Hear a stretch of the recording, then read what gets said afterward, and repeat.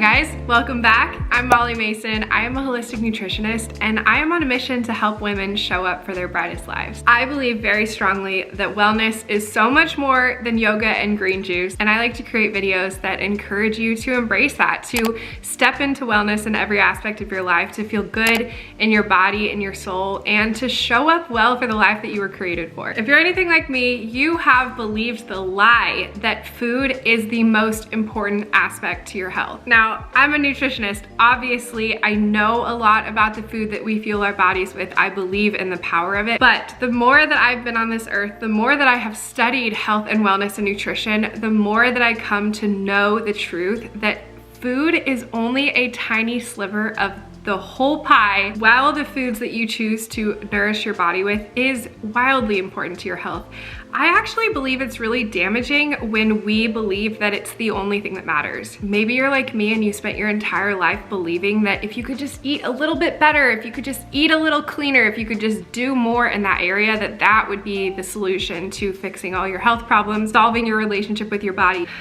Let me tell you, that solved no problems for me. And it honestly just led me down an even darker path to chasing more and more and more and never getting relief. The truth is, you can have the most perfect diet. You can eat so well, nourish your body so well, be so conscious of what you put in your body. You can do all of that, and yet you can still be so sick. So in an effort to break that obsession with food and honestly just take the pressure off in that area, I'm gonna share with you 10 small ways you can improve your health without changing your diet.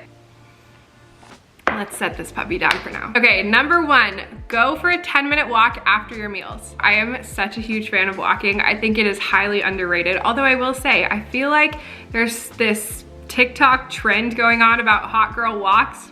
I'm not on TikTok. You guys, I'm starting to feel like an old lady because I'm like, what are these trends? Seriously, if you wanna have an amazing impact on your blood sugar, on balancing your hormones, on providing you energy, on improving your digestion. Now, I'm not gonna lie, I don't do this for every meal. I don't really do this for breakfast, but I'm pretty good about doing this for lunch and dinner. And I'm telling you, I notice such a difference. So you don't even have to change what you eat for your meals, but if you add that 10-minute walk, just get your body moving after you eat it.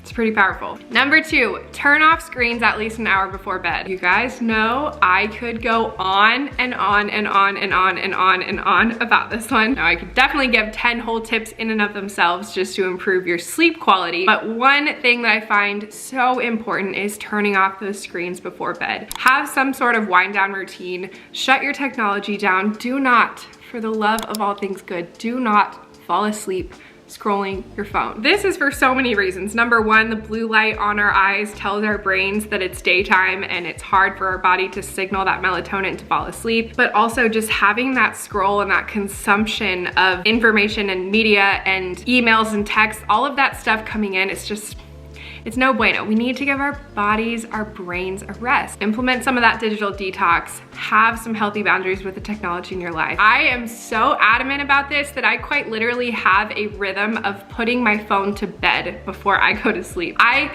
plug my phone in to charge inside a drawer in our cabinet. I actually had Cashmere drill me a hole in the back of the drawer so that I could weave the charger through. That is where I charge my phone. I put it to bed. I turn it off. Well, I don't really turn it off. I turn it on sleep mode, you know. You ever turn your phone off? Put your phone to bed. I'm telling you. Number three, see the sun first thing in the morning. These two are definitely connected because it's a lot about resetting that circadian rhythm and allowing our brains to acknowledge it's bedtime, it's morning time, it's time to wake up. We completely underestimate the power of the sun and light. Light therapy is so powerful. This is not just like opening a window in your room. It's not the same thing. You have to get your body outside. You have to get your eyeballs seeing the sun, getting that light into your eyes. I'm a huge fan of combining this with my morning walk or even like my bike ride to the gym. I've been biking to the gym lately instead of driving in my car. I'm getting a little bit of extra movement. I'm getting that unfiltered light into my eyes, and I'm also saving on gas money because.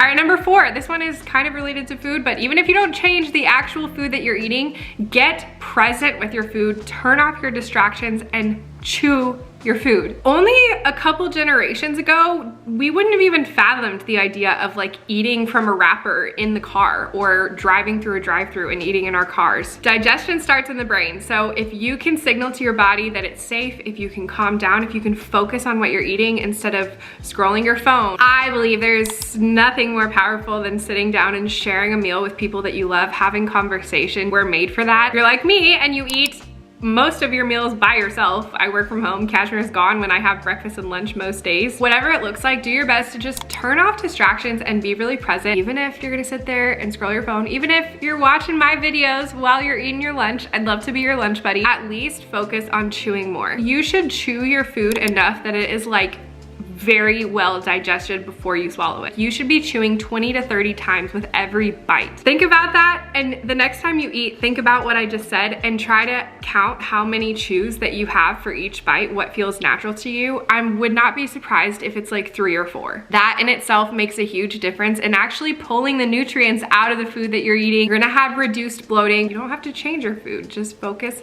on being present with it.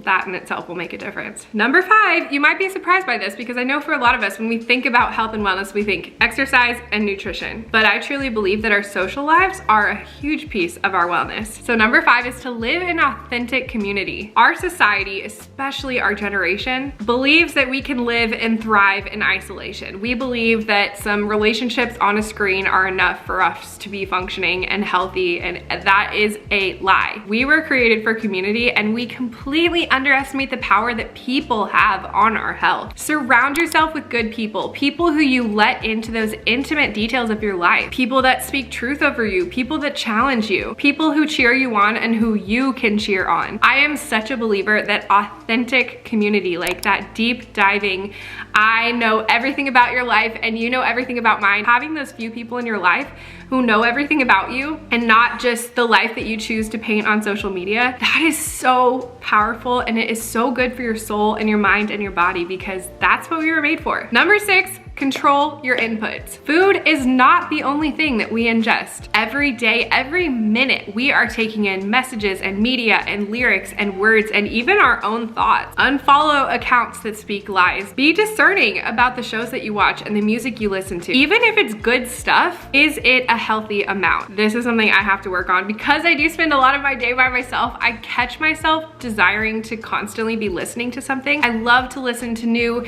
nutrition podcasts. I love to listen to audiobooks.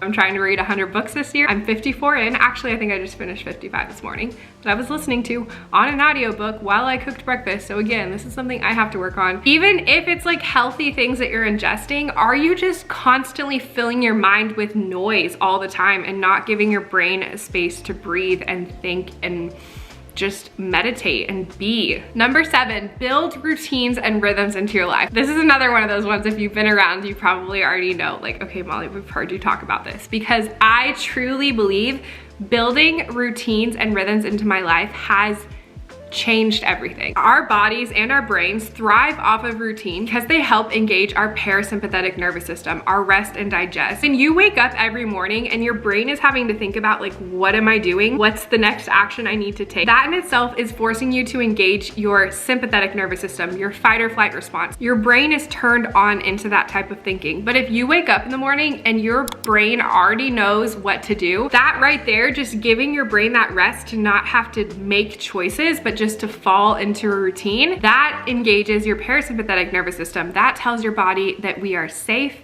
we know what's happening, and that allows your body to heal and to rest. Whether it's an evening routine that you have to turn off the workday and get ready for bed, or a favorite rhythm of mine that we've been implementing most of 2022 has been a Sunday Sabbath. We've been really intentional about making sure that on Sundays we're not working, we're not watching TV, we're not really on technology. We've been making these beautiful, lavish breakfasts after church. We've been going to the park, we've been reading on the couch, we've been spending time with friends. Even though every Sunday has looked a little bit different, my brain still knows that Sunday is coming and I am not gonna work on Sunday. I am not gonna read emails on Sunday. I am not gonna do chores. I am gonna give my body that rest. And I am telling you, it is amazing. It is amazing what happens in my brain and my body when I just know that that rest is coming, and then when I take it, and how much more refreshed I feel going into every week.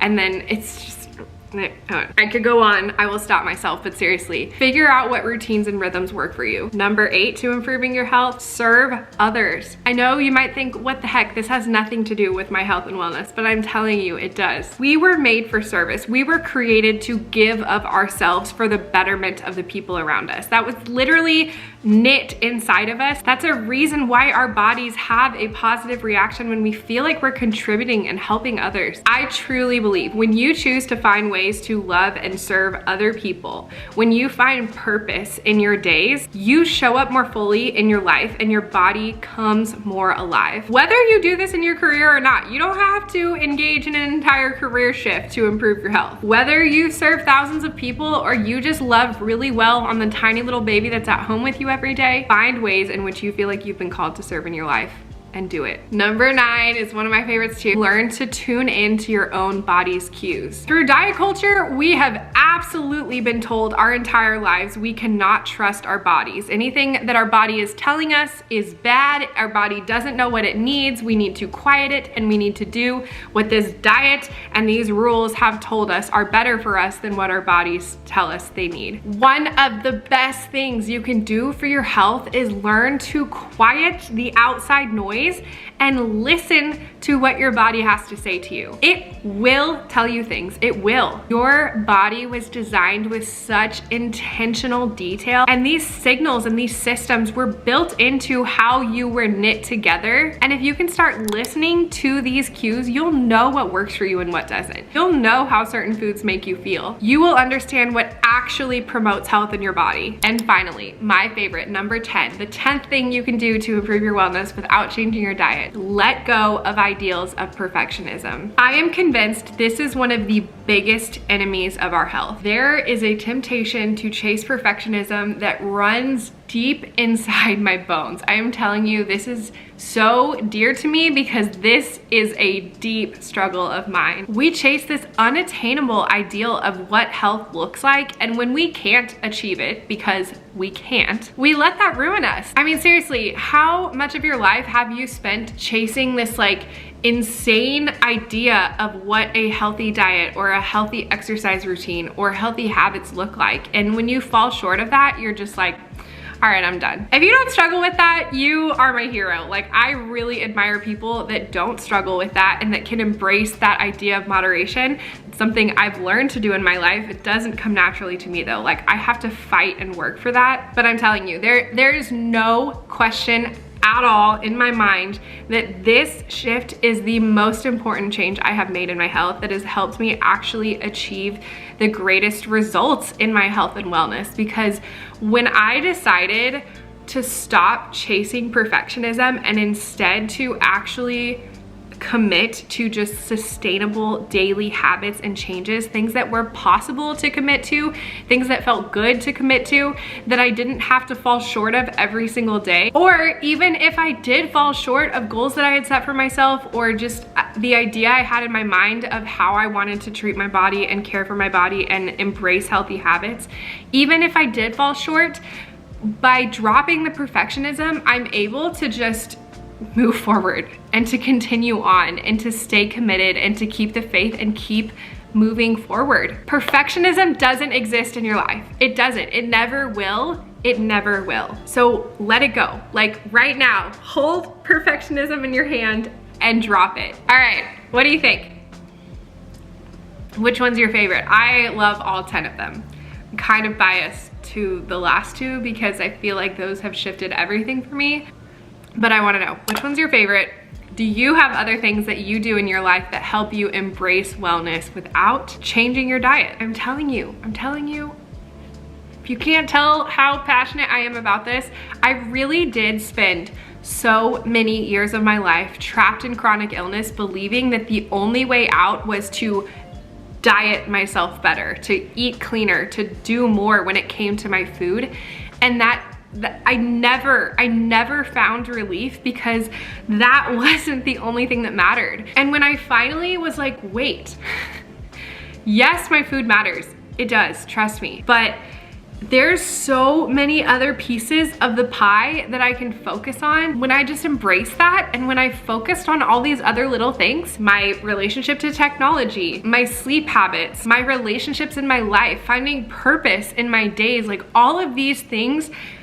When I finally just embraced that and stepped into every aspect of my wellness together, I'm telling you, it feels freaking amazing. And I also feel like I have so much more freedom with food than I've ever had. I'm still figuring out my health, you guys know. I'm still working on recovering a lot of things in my physical health, but I truly feel like I'm healthier than I've ever been, and it's because I've focused on all these little things too, because I've allowed my view of wellness to come from this like food and exercise to this beautiful, vibrant, holistic life that it's always been. And I just was missing it because I was so zeroed in on these tiny little things that are only a tiny sliver of the pie. So I hope that encouraged you. Remember, you are so much more than the food that you eat, and your wellness is so much more than the food that you eat or the size of your body. This is why you hear me say that I'm on a mission to help you show up for your brightest life, because I truly believe that wellness, the pursuit of wellness, is breaking down the barriers that prevent you from stepping into that abundant life that you were created for. And that's why it is so much more than nutrition, coming from a nutritionist herself. I love you guys. I am cheering you on. I'm so thankful that you're here. If you're new and you liked this is only just the start, baby. We've got so much more of this kind of encouragement here on this channel. So subscribe, turn on the notification bell. I would love if you would share this video with a friend who you know will benefit from it. Let's grow the Bright Life tribe of women who are committed to true abundant living and holistic wellness. Bring your friends in. I can't wait to meet them. I'll see you guys next time. Bye.